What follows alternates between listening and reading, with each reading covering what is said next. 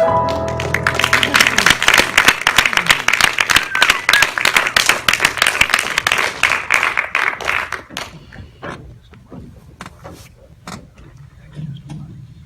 and gentlemen, give it up one more time. That purpose. That's nice. Well, gentlemen, welcome. Thank you so much for being here. Before we go any further, as always, please introduce yourselves. My name is Aaron Zimmerman. I'm the writer, director, editor, and musical composer. Hi, I'm Richard Torres. I play Alex, the brother in the movie. My name is Avery Griffith. I play Danny. So, thank you guys so much for being here. This was very interesting how this was all put together. Pretty much, basically, throughout the movie, it's safe to say, no sound at all until we got to like the end, and then also that's when you start to see color. Was there a particular reason that you wanted to go ahead and shoot this, pretty much the whole movie, kind of like in black and white to begin with? The reason it was in black and white really is because first half of the movie, we were looking at it through Danny's perspective, and it was sort of the past, in essence. You know, the movie really does take place in the present when we see that Alex's character lived and he had a kid. So it was sort of like a big flashback. And I thought that adding color when we first see Alex's kid, I thought it gave it more beauty. You know, it was like it would be kind of odd to see it in black and white like the rest of the movie. It sort of contrasted the past with the present. So to make that transition, I thought, save this a couple of years. It seemed like there was and correct me if I'm wrong, but it seems like there was a little bit of an undertone with Danny trying to find his purpose, a little bit of maybe like depression that's there, maybe also suicidal kind of thoughts a little bit. And then in this line of this whole thing taking place with the guy with the gun, it seems like he was making a decision right then and there that I need to save one of us. Correct. And if anybody I'm going to save, it's going to be my friend, it's going to be him. Yes. Maybe this might be my purpose. Tell me a little bit more about that. Well, that's definitely what I was going for, and to add to that, I wanted to do a little trick with the music. Of course, I had a theme for each aspect of the film. I had a theme for Danny's character, Alex's character, and of course, his purpose. It's very subtle. If you really pay attention, you'll be able to catch it. But I made a point never to play the two themes together. The Danny's theme and his purpose's theme were always played separately because I never found them yet. And only until that pivotal moment when he realizes that he has to save his brother's life, that's when I decided to combine the two themes together: Danny's theme and his purpose's theme. Finally, discover one another at that moment. So I had a little trick with the music there just to add to. That's very cool to do. With creating this music, and you did a fantastic job creating the music. Was it hard to do that? Did you have to look at the film first and then put together the music, or you already knew in your head that this music right here could be for this particular scene? Which came first? Was it the film first, or was it the music first? It was a little bit of both. I had a few musical themes in mind before actually shooting it, but definitely I had to watch the entire film, and I had to know, this needs to be happy, this needs to be sad, this needs to be major, minor.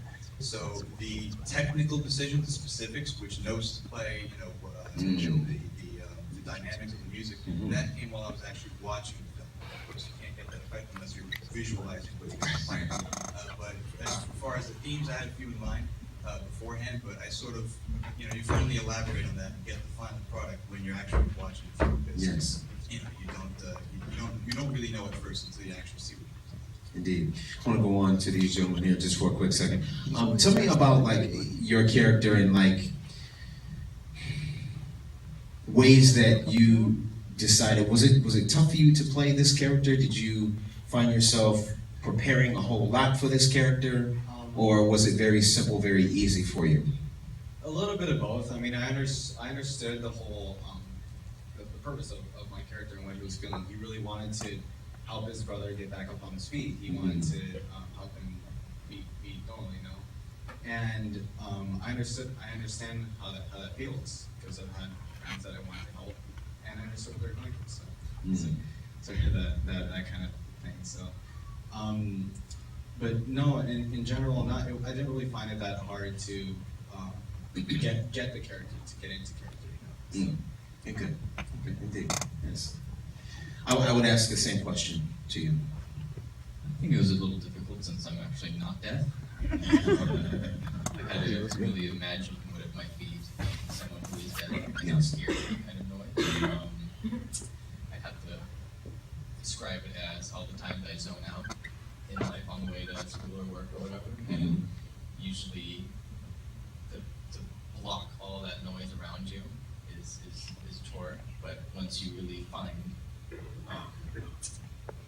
a good balance on what's realistic and what's kind of being over the top or whatever, I think it really kind of starts to be natural at that point. I think you then get in that mindset and then you kind of expect what this character would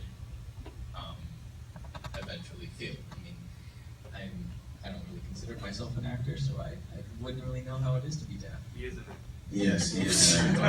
Yes. I can, so, but anyway. But yes, so it was difficult at first, but then I found it easier the more we kept doing takes and whatnot. Okay, wonderful. Going back over to you for a quick second.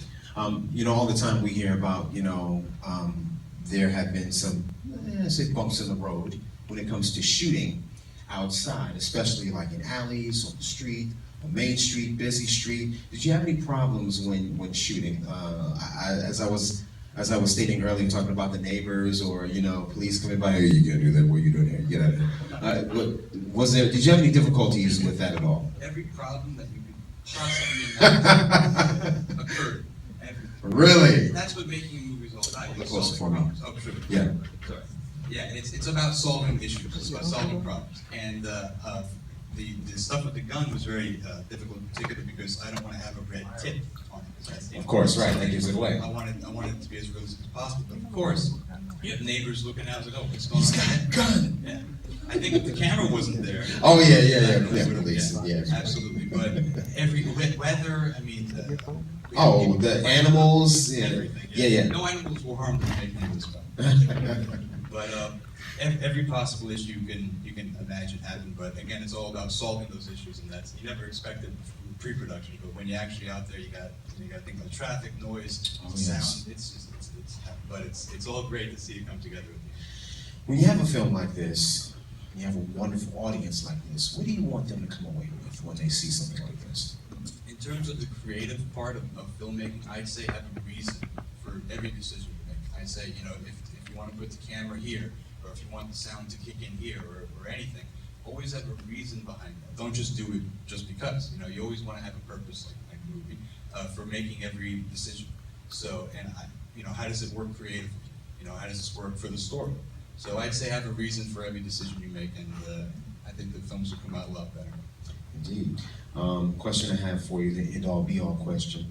If you could do it all over again, what would you change? I get another director. Why? It was tough. It was a half-a-year project, but we all had fun doing it. Honestly, to be honest, I wouldn't change anything. I got the two greatest actors in the role, and I felt that they all understood the story. So yes, give it up for them.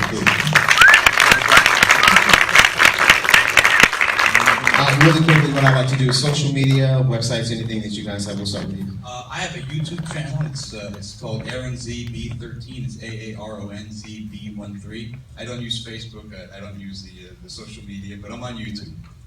Okay. I don't really use social media very much either. Coming out of high school. Yeah. I know, funny, but well, I do use social media. There you go. Though it's kind of weird. I have a sick obsession with Elizabeth Short and the Black Dahlia verse, so on my Instagram it is Black Dahlia, BLACKDAHLI, all lowercase. There you go. So like there's no website for you, no email for you or anything like that, or? I just have Facebook, but that's just like to talk with friends. Really? So Okay. So I don't have anything professional, unfortunately, because I'm just like starting to come into this. Right. So yeah. You said they're all. I'll get there. Don't worry. I'll let people know. All right, sounds good. Well, guys, I want to thank you so much for being here. Thank you so much for your gifts, talents, and skills. Continued success. Thank you so much. Thank you so much. Let's give it up for them. Real big, nice and loud, ladies and gentlemen. That's Purpose. Amazing stuff. I don't want it. As I always like to say, as we always like to say every time we do Indie Night here, is that each and every one of you, you are here for a reason. You are here for a purpose. It could be to get something, a message from one of these films. It could be to meet someone who is here doing a film or about to do a film or may need your help. You just never know, but you are sitting in these seats for a reason, so we are so happy that each and every one of you are here. Are you ready for your next film? Make some noise.